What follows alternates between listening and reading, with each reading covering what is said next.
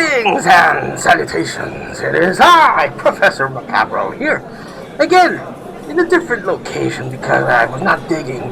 I was getting kind of tired of my impromptu location, so I decided to come on over to the Milky Cow and have myself a couple of many drinks. Delightful.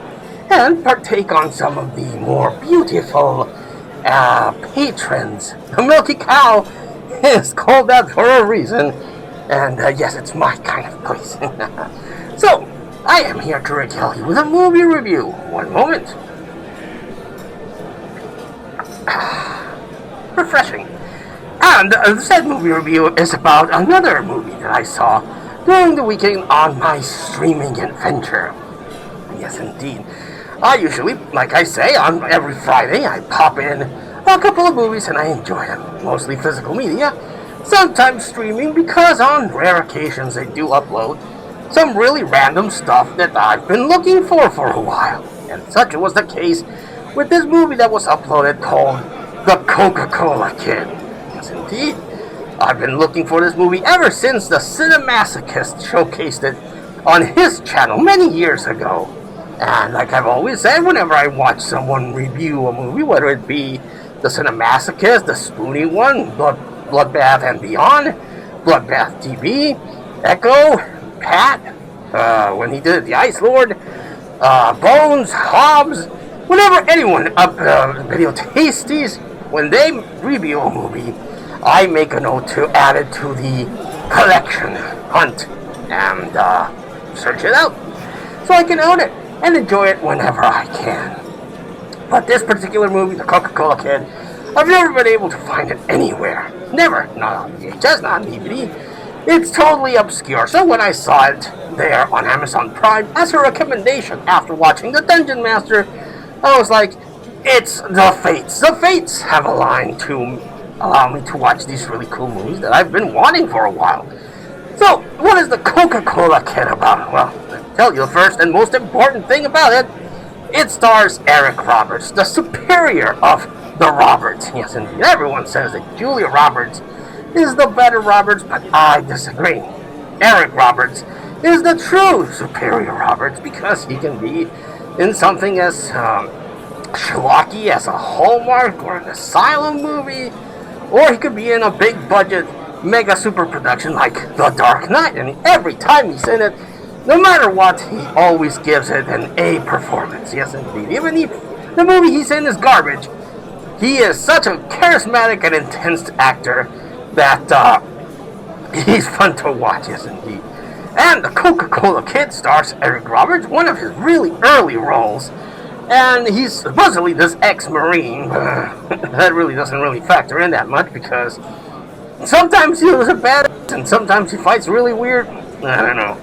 But he works as a campaign manager for the Coca-Cola Company. And oh boy, Coca-Cola is just plastered all over this movie. You would think it was produced or financed by the Coca-Cola Company. But you would be surprised to know that no, it wasn't.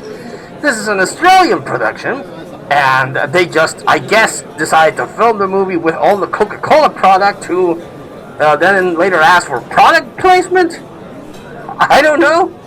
But Coca-Cola didn't seem to have any problem because if this would have happened nowadays, they would probably have shut this thing down quicker than you can say Coca-Cola. But they let it slide. I guess they saw it as a free promotion in Australia. And Eric Roberts is a die-hard Coca-Cola guy. He's like, ride or die with Coca-Cola, to the point where he's super obsessive about it. And he even gets pissed when when someone in the company that he's at is wearing a Pepsi shirt as a gag. You know, like that guy in Jurassic World that has a shirt for Jurassic Park and everyone looks at him like, dude, that's in poor taste. That's the kind of thing that Eric Robert has here with the guy that's wearing the Pepsi thing. And he's like really pissed at the guy, and he's like, he lives, breathes, and dies Coca-Cola. And there's a really, really cool, epic scene that I really much enjoyed, where he's talking about Coca-Cola and how awesome Coca-Cola is, and he has this glass, and a clear glass, and he fills it with Coca-Cola, and it's lit majestically, and the Coca-Cola starts producing fizzes and fuzzes, and it glows magically. I want to drink a Coca-Cola right then and there. Yes, indeed, so awesome that scene was. And he goes to Australia because he wants to put a foothold all over Australia. And yeah, he's like just obsessed with it. And he sees a section of the Australia plateau that is not, doesn't have any Coca-Cola present. And he's like, what the fuck's going on here? Why isn't Coca-Cola distributed to that particular area? And everyone tells us, well, there's this guy that kind of owns the town, and he has his own soda shop and his own soda formula, and he's ran out all the major soda people, like Coca-Cola and Pepsi and everything. He's like, well, this will not stand. I will go there, and I will get Coca-Cola into this place. Yes, indeed. And he kind of has this weird thing with this crazy lady that's... works there, and it's not really a secretary and not really his assistant. I don't know what her role is in the company. This is something that's kind of really weird about this movie, but it's something that I thoroughly enjoyed. It's weird. It's all over the plot. It's disjointed as hell, and I love it so. Because you don't know what's going on. And then there's one scene where the husband of this crazy lady is there, and he's like, tried to take her back. He's like, you shouldn't be walking with these Coca-Cola company. You should be coming out with me. And she's like, damn, I want to work you. Get off me. And they're kind of awkwardly fighting. Then Eric Roberts, who again is supposed to be an ex-Marine, kind of like really poorly tackles him and grabs him and tries to take him down. Like really not something that a proper Marine would do. Because it doesn't seem like he wants to get in a fight because it's all prim and proper. And really ridiculous fight scene.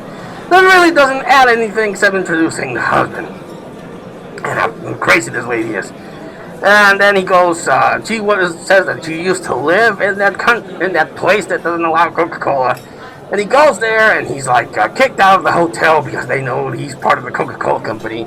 So it's in the outback, and then like this hunter on a camel goes after him. He's like, I'm going to take you in, boy. And he's like, oh. And you already saw him awkwardly fight against the ex-husband of the lady.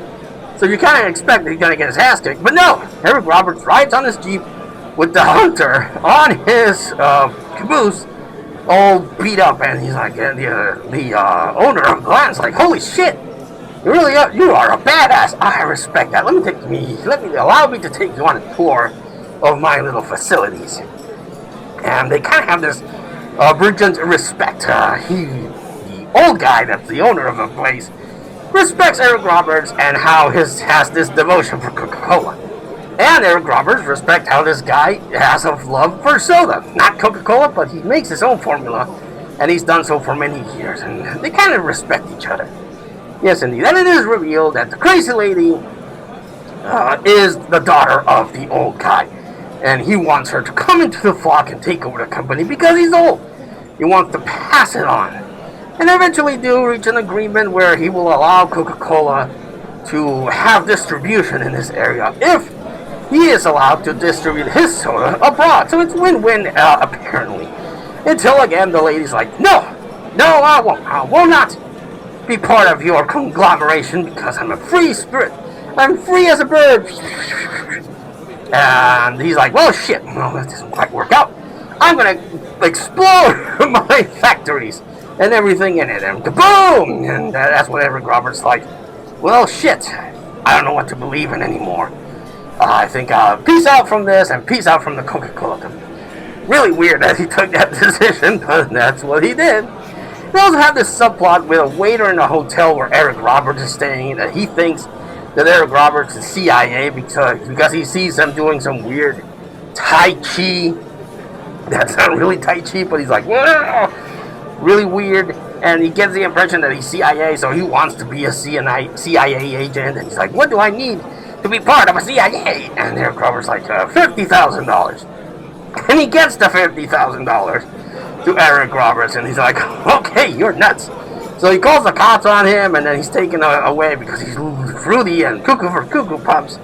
And Eric Roberts just takes the money, quits Coca-Cola, and goes with the crazy lady. So now they're in love, I guess. Oh my goodness, what a weird and wonderful movie this is. Again, the highlight is Eric Roberts. He goes full on Coca-Cola obsessed in this movie, and it is wonderful to see. and he does these really weird, bizarre acting choices for the character, because he has like the southern accent, and he's polite and kind and caring, but he's also kind of weird and eccentric. And then he encounters the other eccentric guy, and again, they kind of have this weird bond.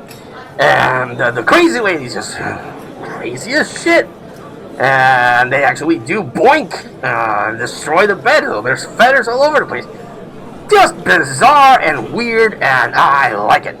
I grew up with the Coca-Cola company. I'm a Coca-Cola and Pepsi and Fanta. I like all sodas, but Coca-Cola, of course, is a big... You say what you will about how they're stealing clean water from places, and they fuck up their formula, so it used to be really good and tasty when they used sugar, then they changed it for corn syrup. Now it tastes kind of weird, and they keep adulterating it, so it's not as good as it used to be.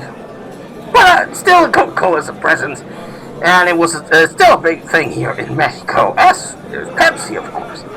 So, if you have an affinity for Coca-Cola, this movie is right up your alley, because the Coca-Cola just explodes into the movie. And if you're a fan of Eric Roberts, you will also enjoy this movie, because Eric Roberts truly is the most memorable thing of this movie. And allow me to partake a little bit more sip, because I've been talking for a while. Ah, yes indeed. Refreshing. But I highly recommend the Coca-Cola Kid. Again, I've not been able to find the damn thing on any physical media. I don't know if it got a boutique release, but I know it has a DVD release by MGM, but I've never been able to come across a copy, which sucks. But if you want to partake and enjoy the Coca-Cola Kid, in Mexico, it's in Amazon Prime, but I think it also is in Tubi, or at least they took it out. It was on Tubi for a while. I don't get it here in Mexico, because again, Mexican Tubi is different than American Tubi, but when I was abroad, I checked Tubi and it was there, so you might be able to find it on Amazon Prime or Tubi, depending on your selection. But I highly recommend the Coca-Cola Kid. It's a fun movie. It's a weird movie. Really weird and bizarre and totally bonkers, cocaine-fueled movie that only could be created in the time period that it was done. But that's kind of my jam. I liked it, and I recommend it entirely for you to watch. But have you seen the Coca-Cola Kid? Did you like it? Did you hate it? Let us know in the comments down below. But until I see you all again next time, this has been Professor Macabro here in the Milky Cow, thanking you and wishing you all, like always, a good evening.